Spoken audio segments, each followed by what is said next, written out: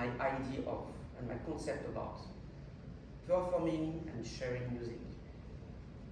Please join us on the stage. That's right. 6 of us can sit up on stage Yes, and get we really love close that. to the pianist. It's very important for me. Yes. Yeah, So don't be shy. don't be shy. If you want, you can also use the bench. We don't have any enough seats. Voilà. I don't think I will use the micro because I think it's Okay. yeah. You can all hear him, right? Yes. So, as Gulu told you, I will sit, sorry. I was raised in France. I'm French and American. I moved to the US 16 years ago, first in Los Angeles, and I decided to, after the COVID, to come to San Diego 1 year and a half ago to restart what I started in Los Angeles, which is my chamber music concert series called Le Salon de Musique.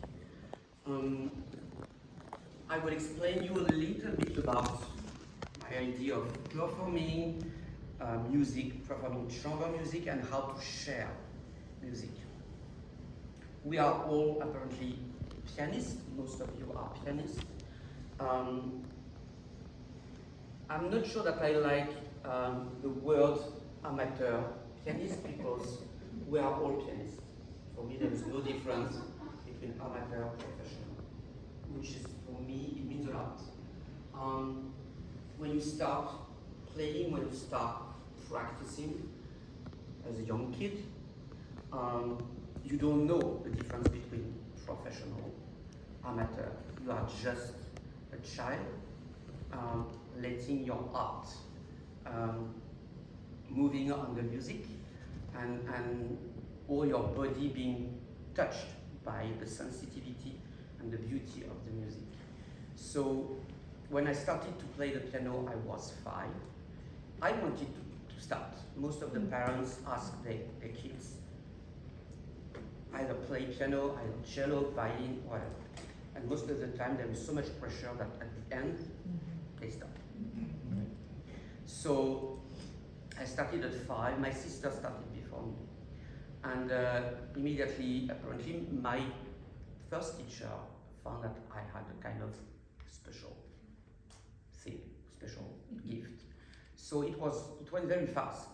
Around 8 years old, I met the assistant of Pierre Sancan, who was very important French piano teacher at the Paris Conservatory of Music. And they both talked to my parents and asked them, would you like your child to enter the Conservatory of Music of Paris? So why not? I mean, we decided to try. I didn't even know what it was. Okay, so it's a long process. You have a lot of pupils, students competing to enter the conservatory. It's 2 steps, and I entered. I was 11, and from 11 until 24, 25, I was at the conservatory. And I can tell you that, what can I say? It's good, and at the same time, not so good. So it's such a big pressure. You become a monk, meaning that you are just practicing all day long beside your regular studies. And you can have good teachers, very close emotionally to your playing, but you can also have, especially when it was my generation, when the conservatory was what it was when I was there. You can also have some teachers who don't understand you, and who who don't understand who you are musically and what is your sensitivity, which is a big disaster, because you cannot change teacher.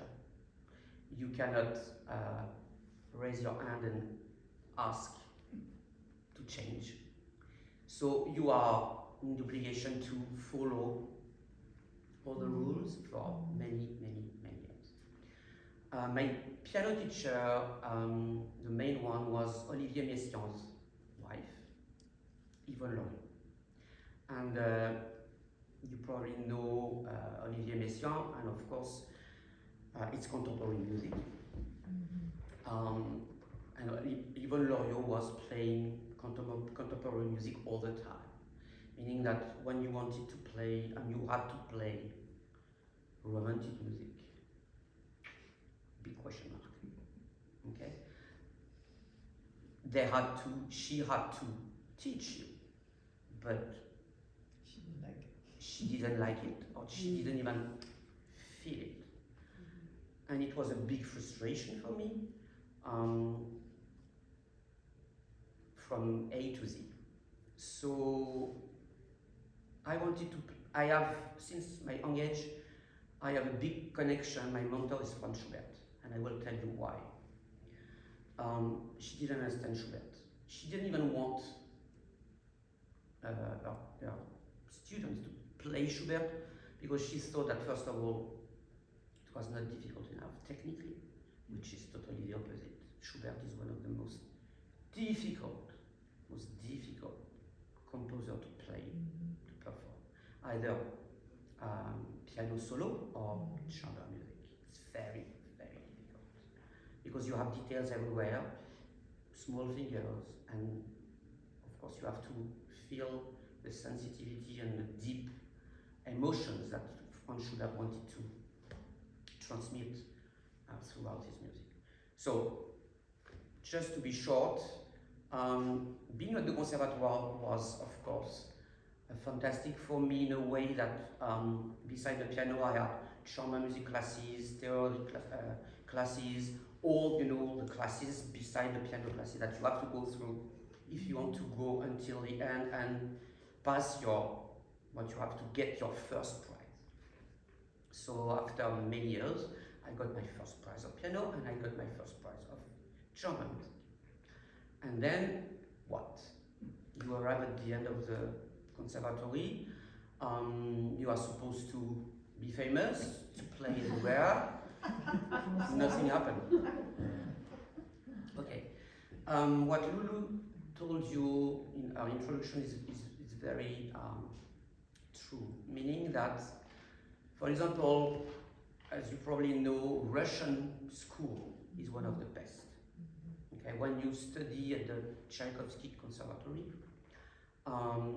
your teacher, your piano teacher, is like a second mom, second dad, meaning that there, beside, of course, the music and the training, there's a kind of deep personal connection between you and your teacher. And psychologically, especially when you start very young, you need to have that kind of close relationship with your teacher, because you need that, otherwise you are so lonely practicing in your room all day long.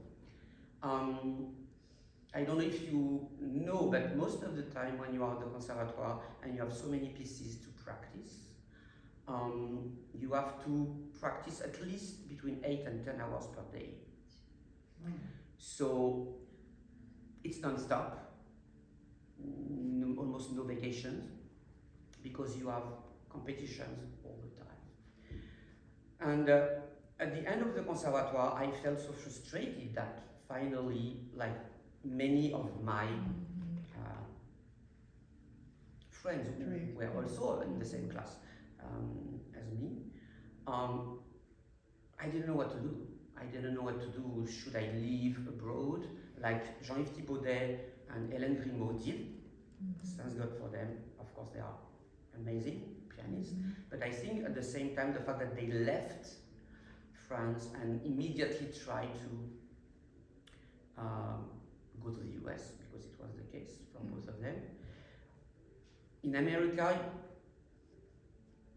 the country gives you a chance, okay, which is a big, big difference. In France, it's not the case, still not the case. And this is why I wanted you to be seated with me. I think we have a kind of, and this is the purpose of this conversation today, we have a kind of elitism coming from us, from the classical music world, which is very negative for the classical music world in general. Meaning that if we still play,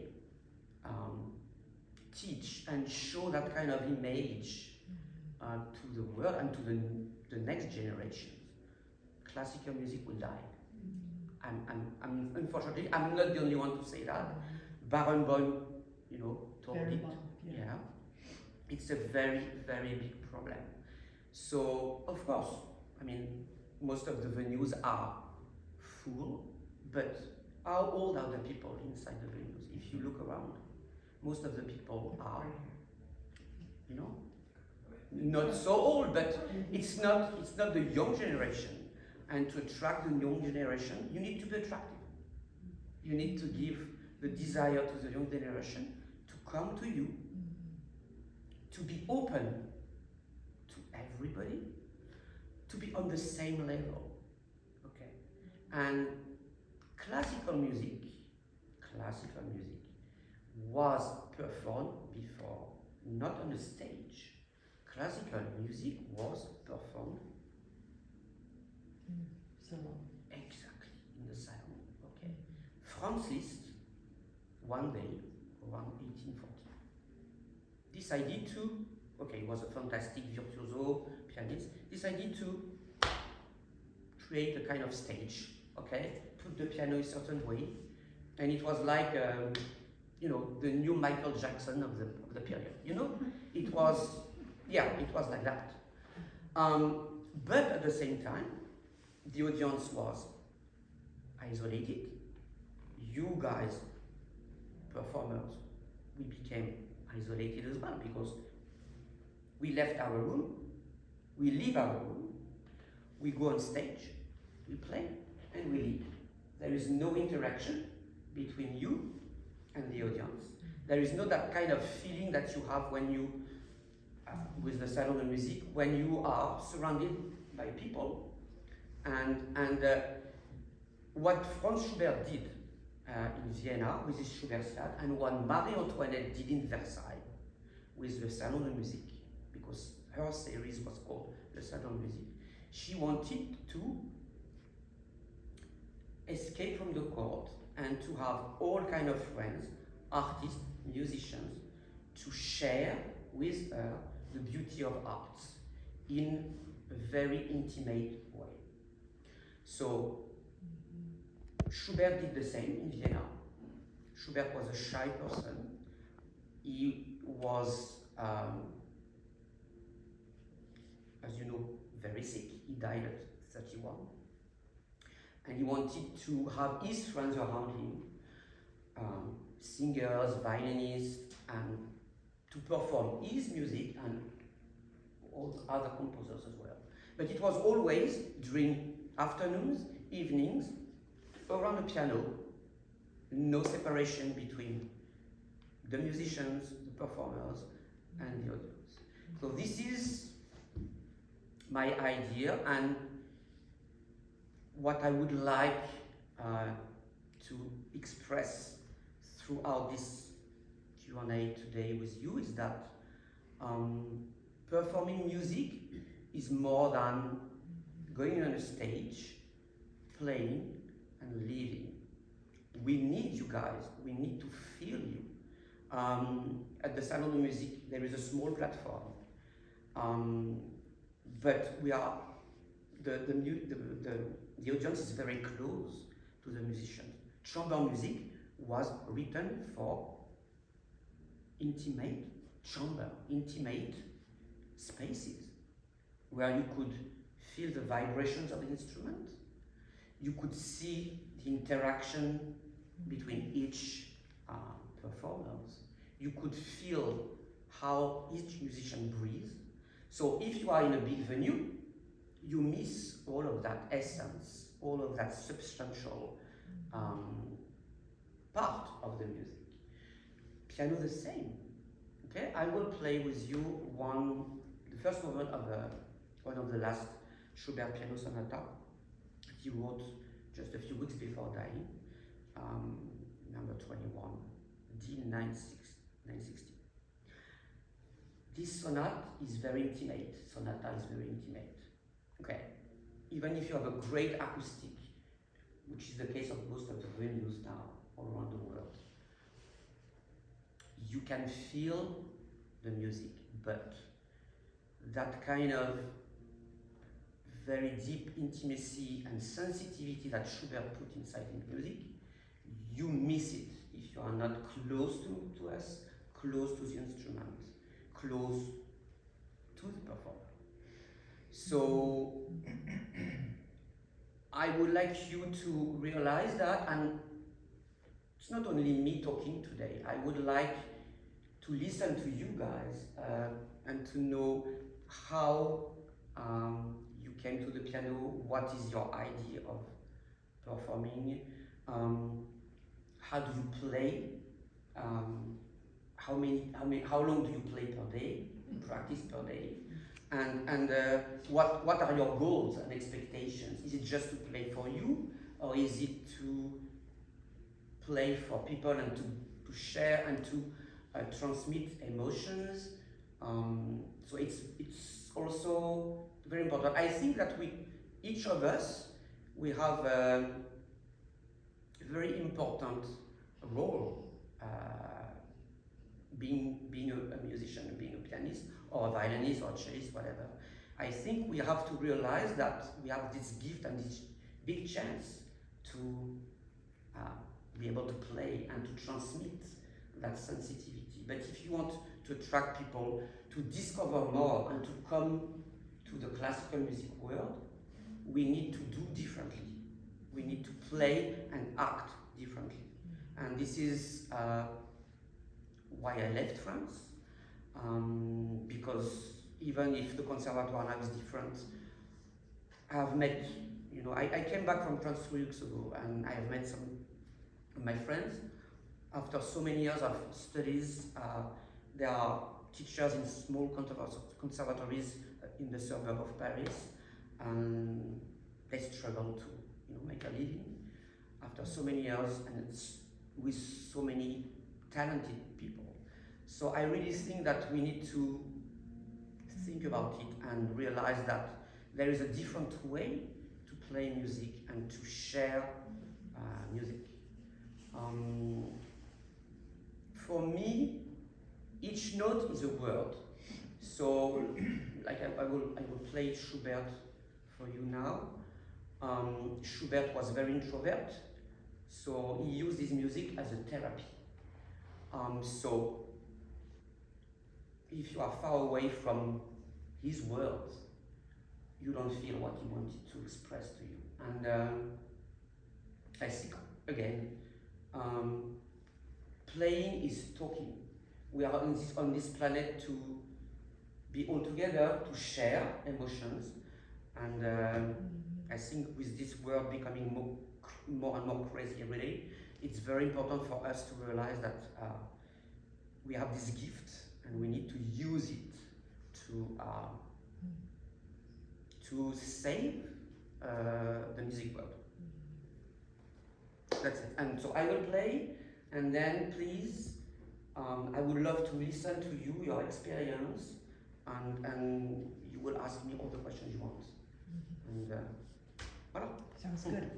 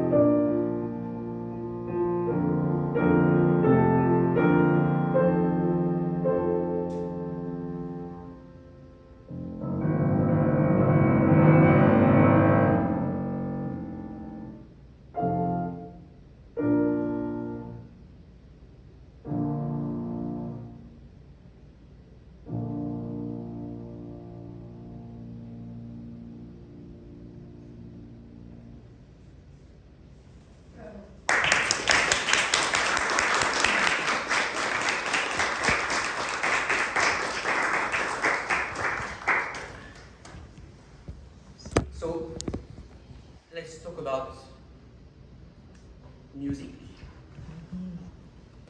What do you think about? First, you was on the stage. You are on the stage. Did you feel something different than being not? More like we were participating in it somehow. Okay. You know, yeah. Yeah. Don't feel the invisible wall. Yeah. Very important. Yeah. Do you feel that emotionally you got some instrumental vibrations that you would not get? Oh, from- yes. Yeah. Yes, definitely. Okay. Uh-huh. Yeah, I kind of gave a different viewpoint of the piece. I'm not sure how to describe Yeah. that, but it just felt like you're kind of here instead of being down Exactly. I here. could feel Yeah. some of the frequencies as if Mhm. I was actually playing. It was a lot more intimate. Yeah. Mhm. So see, I felt like I was playing with you. Because I could see Fantastic. your body, your Okay. body This is visibly. so. This is the purpose of performing music for me, and sharing music. We are not just us, the performer. We are all together, and we narrate a story to you. But I mean, you was just behind me, but I could feel you. It's very. I mean, you cannot. I mean, it's very important because most of the time, and this is what I felt when I played chamber music at the salon. I feel the audience, and it's very important because what you give to the audience give it back to you. So how do you feel the audience? Like just the fact that we're here, or is there some other? There is something Level. magical. Uh-huh. Even the silence. The silence is so important. In music, the silence means so much. That the silence of the audience and it means a lot too. If you hear people coughing, moving, there is something. I mean that something doesn't work. Mhm. But if you feel that you have that kind of deep, sometimes between two movements of a piece, you can hear a fly, you know, it's just amazing. So this is what we need on the stage. We need to receive that. It's very important. It's a kind of gift to receive that from you. Mhm. We give you, we try to transmit to you the beauty of this music, which is for me. So do you think maybe the audience, like us being up here, like we're appreciating what you're doing more? Yes. So, okay, and then that makes you want to, Yes. Keep doing And it. I mean, being a performer, again, it's not being on the stage just for us. It's just what you felt. I would like everybody to feel it. Because this is something that you don't feel in a regular venue. Mhm. And this is probably this part, which is for me essential, very important, primordial. This part could attract more people to come to classical music and to, what can I say, to realize that classical music is for everybody. It's just about emotion. It's not about somebody superior, performer, whatever, big name, you know, Mhm. who cares? Of course, some people are very talented and deserve big names. This is not what I'm saying, okay? I'm saying that we are all on the same level, and you guys, so you are pianists, you are musicians, but also, you know, people who don't know anything about classical music should not be afraid and scared to come to classical music. Because when you talk to people, most of the time who never attended a classical music concert, they are scared. Mhm. Really? They don't want to What come. do they say? Because they think that they don't have any knowledge about classical music, Uh-huh. and they will be completely disconnected. And it's a kind of reserved world, another planet, and they are not allowed to. They just feel like they won't be welcome. They would be rejected. Huh. And this is the main problem that we have with the young generation. The young generation think that classical music is yes, it's a kind of island, you know, protected with walls, and they don't have any room for them. Interesting. And you should see how many phone calls since I create the salon music, how many phone calls I get per month from people asking me, okay, we don't have any knowledge about classical music. Can we come? Oh, that's Yes. fascinating. Wow. Yeah, this is it. Huh. So it's very, very, very important for us, pianists, musicians, to realize that, Mhm. because tons of people will never discover the classical music world. And so music is my blood. I think that most of the people who will discover the music world, any kind of music, but let's talk about the classical music world, they will fall in love with it. Interesting. There is no reason for that. Yeah. Well, I can kind of understand what you're saying, because when you mentioned that before about how it's kind of elite, years ago I went to it was a fundraiser for a gal who was going off to college, which Yeah. I don't remember, but it's a very prestigious college in the country. I didn't know about it, and so I was talking to the mom afterwards. It was her daughter was going on. She was, very gifted, and so I was talking to the mom after, and she mentioned that she was going to, which is kind of funny because I don't remember the college, because when I said, oh, I says, is that I didn't know anything about the college, and I was just trying to be pleasant. I said, oh, is that a college that specializes in, the woman was so disgusted that I didn't know this college that her daughter was going to. And it's really sad because course. years later, that's the only thing, whenever it pops into my head, that's what I remember about that concert, is how upset the mother was that I didn't know her daughter was going to this. Yeah. Really, and I just saw the name the other day, which is funny, I still can't remember what it is. I think I have a mental block now. Like, oh, that's the college that the mom was really upset that I didn't know she was going to. So, This is disturbing. yeah. When I first came to San Diego 28 years ago, I became familiar with the symphony, and Yes. I was really quite surprised about the, how would I say it, maybe cultural development of San Diego. I knew very little about the city. I come from San Francisco, and I graduated from San Francisco State University.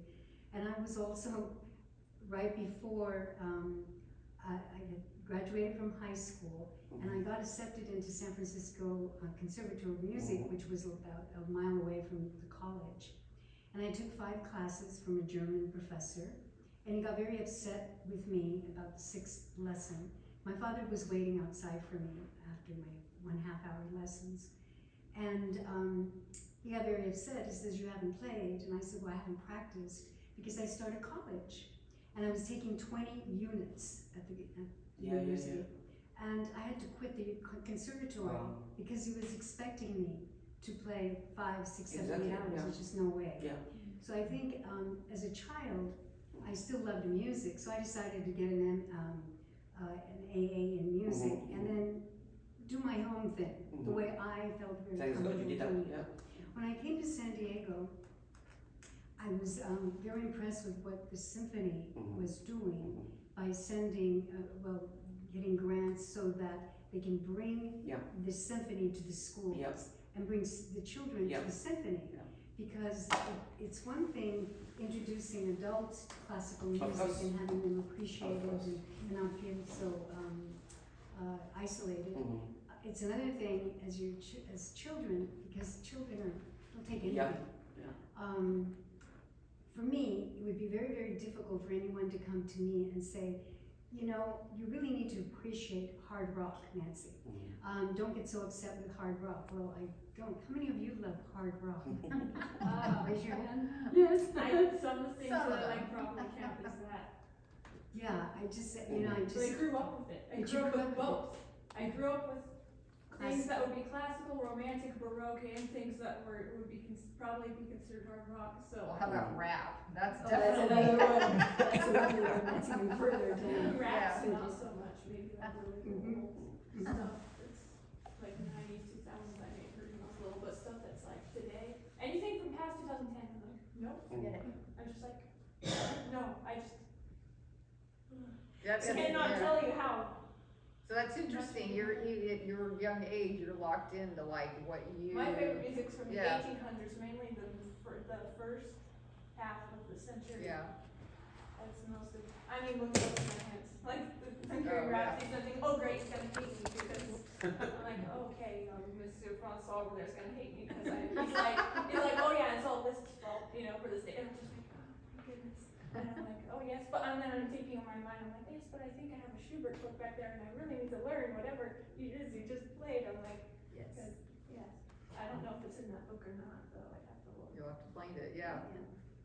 I really appreciate what you stated at the beginning, Francois, that there's no difference in any of us. Exactly. We're all musicians, Mhm. we're all pianists. Mhm. When I first came to San Diego, I did get involved with Presto.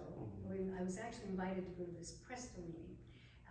Naomi, some of you know her, and she had invited me to come, and I found out that group was sort of elite sort of group. I think you mean Naomi Hobbs? Yes, Naomi Hobbs. Well, that's Presto interesting, music. that's an interesting study on how the group progressed Yeah. from, it started with One small group. average people, I guess Yes, you'd call it, I yes. don't know what to call it. Yes. And then, I guess it's almost like there was a lack, I think, of, that kind of piano group, I don't know, or piano groups in general.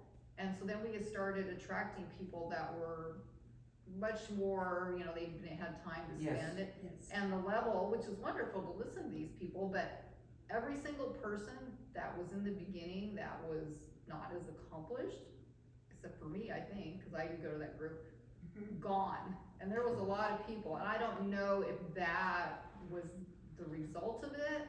I kinda think that had something to do with some of the people, just with my conversations with them later.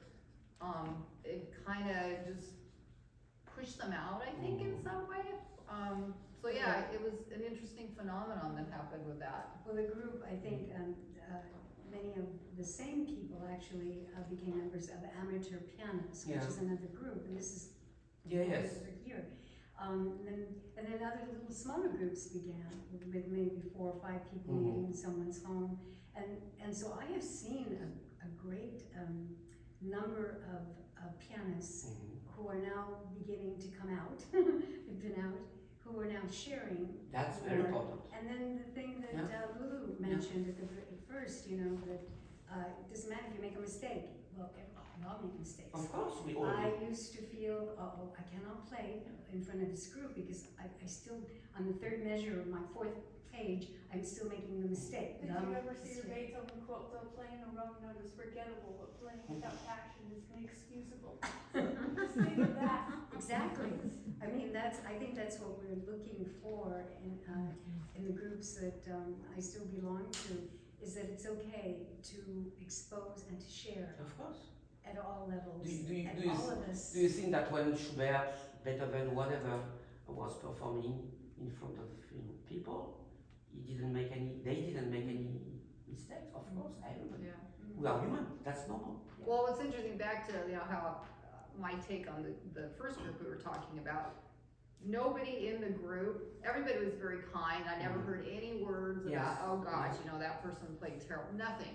I even had people that complimented me who, to me were so much more accomplished, and they'd say, oh wow, you've improved your playing, and I couldn't really see it. So everybody was very, commendable Yes. to their fellow Yes. players. That wasn't the issue. I think the issue was the people, less accomplished people themselves thought, oh, I can't play with these other people because they're so much better. So that's, an interesting psychological take on it, is Mhm. you are pressing yourself down Mhm. because you're comparing yourself Yeah. to someone else, Yeah. so. Yep. Another thing, do you know that, again, before Francis, most of the performances, the performers had their scores in front of them. Nobody was performing by memory.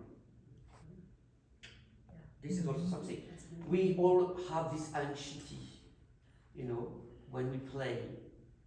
except chamber music. Chamber music, we are allowed to keep our score. Yeah. Okay?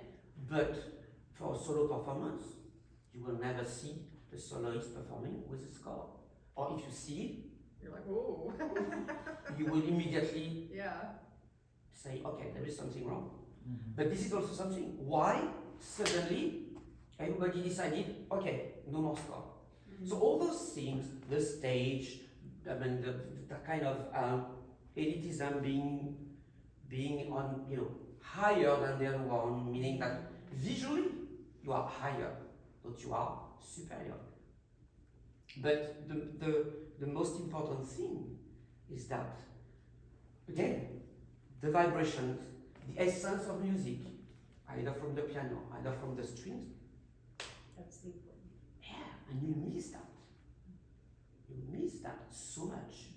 Okay, so, I mean, a few months ago, and you was there, I think. I was performing. This is one of my monumental pieces ever. It's the Schubert Winterreise, the Winter Journey. 24 songs with a wonderful baritone. Okay, and in Paris when I was 8, I think, I went to the Théâtre des Champs-Élysées and I saw Dietrich Fischer-Dieskau and Alfred Brendel performing that. But I was very far away. Okay, so when I performed this piece, which is a monumental piece, and people were just close to the singer, and some people cried at the end. Okay, so that kind of thing, I'm sure, cannot happen, especially when it's just a singer and a pianist. There is some magical things that Schubert put inside this music that you will automatically miss if you are sitting in a big room far away from this world, his world. And I really hope that people will realize that, okay, some people will still, and of course, it will never change in a way, performing like it is right now. But I hope that more and more people will realize that, first of all, for the sensitivity, for the beauty of the emotions, for all of that, music has to be performed differently. And secondly, if we want, again, we want to avoid the classical music world to die, we need to act differently. This is very, very important. Very, very important. So, this is it. I mean, my question for you guys, so tell me, why did you start playing music? Why did you start? At what age, and who did you follow? A request from your parents, or did you want to start playing the piano because you wanted to, just by yourself? So, Francois, yes. could we have some of the people in the audience Of course. maybe answer that question? Yes, please. Or on the stage, either one. Whatever. I have a question. How would you recommend learning to play a piece, and do you think the goal should be to play from your own interpretation or try to imitate like a great pianist? This is a good question. First of all, I would ask you a question to answer to your question. When you start practicing a piece, how do you start? How do you do it? So do you start a piece because you heard it and you like it? And secondly, how do you look at the score, and what do you do? Do you do kind of research